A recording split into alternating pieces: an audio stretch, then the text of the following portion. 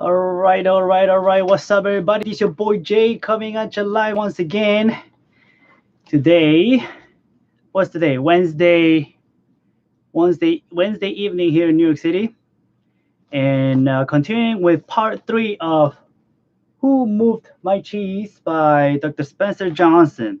And yesterday, I left off where him was bitching and moaning and complaining what's going on. Kevin G complaining that it was not fair that suddenly the cheese had moved somewhere else. So he was yelling, "Where is the cheese?" So I'll continue with the story. Hall just shook his head in disbelief. He too had counted on finding cheese at Cheese Station C. He stood there for a long time, frozen with shock. He was just not ready for this. Ham was yelling something, but Hall didn't want to hear it. He didn't want to deal with what was facing him, so he just turned everything out. So he just tuned everything out. The little people's behavior was not very attractive or productive, but it was understandable. Can we all relate when we take something for granted and then suddenly it's gone and then we think it's not fair and we sit there and pout and we bitch and moan about how life is not fair, right? Finding cheese wasn't easy, and it meant a great deal more to the little people than just having enough of it to eat every day. Finding cheese was the little people's way of getting what they thought they needed to be happy. Boom. They had their own ideas of what cheese meant to them, depending on their taste. For some, finding cheese was having material things. For others, it was enjoying good health or developing a spiritual sense of well being. For Hall, cheese just meant feeling safe, having a loving family someday, and living in a cozy cottage on Cheddar Lane. To him, cheese was becoming a big cheese in charge of others and owning a big house atop Camembert Hill. Because cheese was important to them, the two little people spent a long time trying to decide what to do. All they could think of was to keep looking around Cheeseless Station C to see if the cheese was really gone. Hello, everybody. Hey, Kath. Good to have you once again. While Sniff and Scurry had quickly moved on, Ham and Hall continued to ham and haw. They ranted and raved at the injustice of it all. Hall started to get depressed. What would happen if the cheese wasn't there tomorrow? He made future plans based on these cheese. The little people couldn't believe it. How could this have happened? No one had warned them. It wasn't right. It was not the way things were supposed to be. Ham and Hall went home that night hungry and discouraged. But before they left, Hall wrote on the wall, "The more important your cheese is to you, the more you want to hold on to it." The next day, Ham and Hall left their homes and returned to Cheese Station C again, where they still expected somehow to find their cheese. The situation hadn't changed. The cheese was no longer there. The little people didn't know what to do. Ham and Hall just stood there, immobilized like two statues. Hall shut his eyes as tight as he could and put his hands over his ears.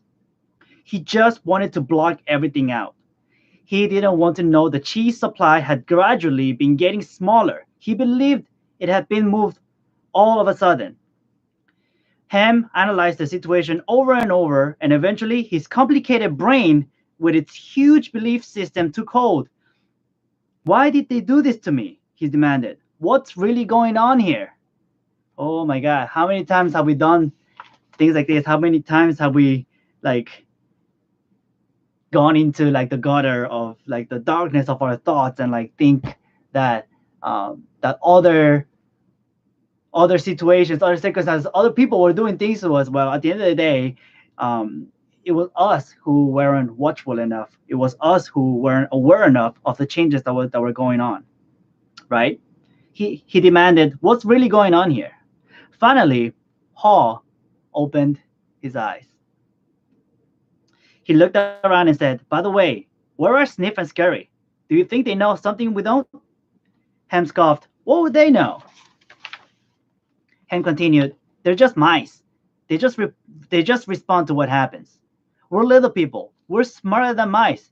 We should be able to figure this out. Now, are we really smarter than mice? I know we're smarter, Hall said, but we don't seem to be acting smarter at the moment. Things are changing around here, Ham. Maybe we need to change and do things differently. Hola Ruth, ¿cómo estás, mi muñequita? Here we go. The shocker. Why should we change? Ham asked. We're little people. We're special. These sort of things should not happen to us. Or if it does, we should at least get some benefits. Why should we get benefits? Hall asked. Because we're entitled, Ham claimed. Holy moly, how many times do we claim to be entitled to things, right? Especially us, the young generation who think that the world is at our feet and we grew up with technology at our fingertips and, we have phones and iPods and, oh, chill 누나 오랜만이야. And we have phones and iPods and things like that. And, everything just happens at the click of a few fingertips, right? Finger touches, right? We're entitled. Entitled to what? Hall wanted to know. We're entitled to our cheese. Why? Hall asked. Because we didn't cause this problem, Ham said. Somebody else did this, and we should get something out of it. Hall suggested, maybe we should simply stop analyzing the situation so much and go find some new cheese. Move on. Yeah, things are not fair. So what? You don't like the way things are. Well, you're not a tree. Jim Rohn said, you're not a tree. Change. Move. Right? Oh no, Ham argued. I'm going to get to the bottom of this. While Ham and Hall were still trying to decide what to do, Sniff and Scurry were already well on their way. They went farther into the maze, up and down corridors, looking for cheese in every cheese station they could find. Hey Zara, good to have you. They didn't think of anything else but finding new cheese. They didn't find any for some time until they finally went into an area of the maze where they had never been before. Cheese Station N. They squealed with delight. They found what they had been looking for, a great supply of new cheese. They could hardly believe their eyes. It was the biggest store of cheese the mice had ever seen.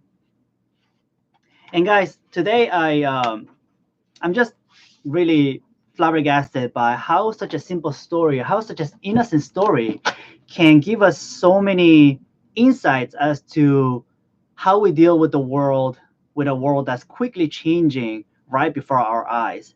How clear it is that we only lock into one opportunity thinking that it's gonna last forever, and yeah, that opportunity may last forever, yet it is up to you to keep changing with the times to ensure that that opportunity is that golden is that goose that lays the golden eggs for you time and time again. And that means that you have to be very aware of situations changing, and stop complaining and thinking about things being unfair, and simply just move on with the changes, adapt, learn new things, learn new skills, become somebody else, grow, develop your leadership skills so that you can adjust with the changing times. Think about it. Even if you have a goose that lays golden eggs for you time and time again, the last thing you want to do is neglect the goose and simply go collect the eggs. What you want to do is make sure that the goose is very well taken care of. You want to make sure that the goose is not affected by the changes in environments and circumstances, because you want to protect that, right? And that's the analogy that I can find to the story here today. When things are changing and something seems unfair, it is a sign that you are the one that has to take matters into your own hands and start changing, start doing things that you didn't do before, and go after what you think is really yours. Okay, so with that, guys, thank you so much for investing precious time of your day with me today. I hope that Who Moved My Cheese by Dr. Spencer Johnson is helping you as it's helping me. With that, thank you for being with me. It was your boy Jay. Peace out.